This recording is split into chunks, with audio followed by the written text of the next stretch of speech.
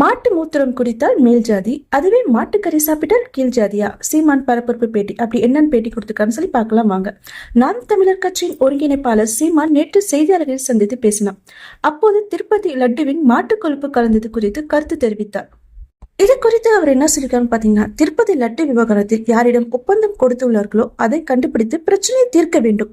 பின்னர் நடவடிக்கை எடுக்கப்பட்டவுடன் வேறு ஒருவரிடம் ஒப்பந்தம் கொடுத்தால் பிரச்சனை முடிந்துவிடும். லட்டுவை உருட்டுவதை விட இவர்கள் உருட்டிய உருட்டு இருக்கே, அது இந்தியா முழுக்கையும் பெரிய உருட்டாக இருக்கு. அதன் பிறகு மாட்டிலிருந்து வரும் பால் மற்றும் நெய் சாப்பிடும் நீ மாட்டிலிருந்து வரும் கொழுப்பை மட்டும் சாப்பிட்டால் செத்து விடுவாயா? இவர்கள் ஒரு கோட்பாடு வகுத்து வைத்துள்ளனர். அதில் மாட்டுக்கறி சாப்பிடுவன் கீழ் ஜாதி, மாட்டுப்பால் குடிப்பவன் இடைநிலை ஜாதி, அதன் பிறகு மாட்டு மூத்திரம் குடிப்பவன் மேல் ஜாதி என்று கூறுகிறார்கள். மாட்டு மூத்திரம் குடிக்கும் நீ மாட்டின் கொழுப்பு சாப்பிட மாட்டாயா? இதுதான் அதிகப்படியான கொழுப்பு. மேலும் ஜாதி மத போன்றவற்றை வைத்து அரசியல் செய்பவர்கள் ஒருபோதும் மக்களை மதிக்க மாட்டார்கள். மக்களை பற்றி சிந்திக்கும் தலைவர்களுக்கு ஜாதி மற்றும் மதத்தை பற்றி யோசிக்க நேரம் கூட இருக்காது என்றார். இதுல என்ன சனாதனம் வருது, இதுல என்ன பெரிய பிரச்சனை வருதுன்னு கேட்க. நீங்க ஒரு லட்டு பிரச்சனை, இப்ப நான் தலைவர், நான் முதலமைச்சர், லட்டு யாருக்கு கொடுத்து போப்போம், அது கலந்த வேறு அப்படின்னு அவனை தூக்கி நடவடிக்கை எடுத்து போடு, இனிமே கலக்காத வேற பக்கம் விடு, இவ்வளவுதானே தம்பி. ஒரு நிமிஷம் முடிஞ்சிட்டு, ஒரு நிமிஷம் முடிஞ்சு இதே நிர்வாகம். அதை எப்படி ஊட்டி லட்டை ஊட்டுறத விட இவங்க ஊட்டுறது இந்தியா முழுமைக்கு பெரிய ஒரு அண்ணன் உனக்கு நேருக்கு நேரம் கேட்கிறேன். பால் குடிக்கிறேன், நெய் ஊற்றி செய்யலாம். பால் எங்க இருந்து வந்தது, நெய் இருந்து வந்தது, கொழுப்பு இருந்து வந்தது. ஏன்னா நெய் கொழுப்பு தின்னு செத்துவியா? என்ன ஒரு பிரச்சனை? இவங்க ஒரு பாட்டு வச்சுக்காங்க தம்பி. இங்க பாரு, நல்ல தோணி மாட்டு கறிங்கிறனா கீழ் சாரி, பால் குடிக்கிறனா நடிச்சாரி, எடிசாரி, உயர்ந்த சாரி. உலகத்துல இந்தியாவில தான் தம்பி பால் கொட்டப்படுது, நெய் எரிக்கப்படுது, குடிக்கப்படுது. அதிகப்படியான கொழுப்பு. கோடி பிரச்சனை தம்பி, கோடி பிரச்சனை. அண்ணன் ஒரே நொடியில் தீர்க்க, ஒரே நொடியில் உட்காந்து ஊட்டிங்க. நம்பிக்கை எதிர்த்து கொழுப்பு போய் ஐயோ உதவி போடாங்க. இனிமேல் நிலைமை பண்ணுவாரு அவங்க கூட அந்த லட்ட சோதி அதுல சரியா நெய் மட்டும் கலக்கப்பட்டு இதை விநியோகி இவ்வளவு ஒரு அரை மணி நேரம் முடிவு. நீங்க பெரும்பாலும் மதிக்கிறீங்களா இல்ல கேவலப்படுறீங்களா?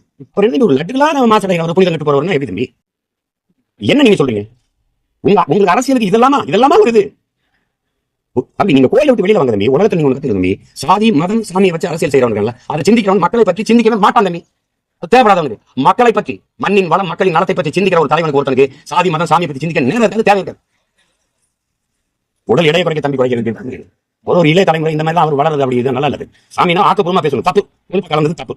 யார் கலந்தது? இப்ப என்ன தெரியுமா? ஜெகன்மோகன் ரெட்டி சந்திரபாபு நாயுடு ஆட்சிக்கு எதிராக போராட வேண்டும், கொழுப்பு கலந்து இவர் அவர் கிறிஸ்தவர் கலந்துட்டாருங்க. என்ன தெரியல, அது என்னன்னு புரியல. எதுல கலப்படம் இல்ல, ஒரு கருத்து தான். அது இல்ல நிரூபிக்க வேண்டியது இல்ல. திடீர்னு பாருங்க எலி கிடந்துச்சுன்றாங்க, திடீர்னு கரப்பாம்பூச்சி இருந்துச்சுன்றாங்க. நமக்கு இதுல சந்தேகம் வருது. இல்ல நீங்க ரேஷன் அரிசியிலே சரி விட்டப்பட்ட அரிசியை கலந்தீங்க, அது கலப்படம் தானே.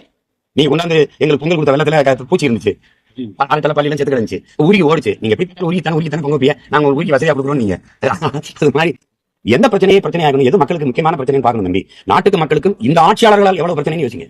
அதை மறைக்கிறதுக்கு இதை எடுத்துக்கணும். நீங்க தமிழ்நாடு அரசு விஷ்ணு ஒருத்தர் பிடிச்சிட்டு ஒரு வாரம் ஓட்டி அந்த பிரச்சனை புறத்துச்சு. அது மாதிரி இப்ப லட்டு ஒரு நொடியில தீர்க்கலாம். அந்த பிரச்சனையை தீர்த்துட்டு அடுத்து என்ன விடுங்க அப்படின்னு போக வேண்டியதானே.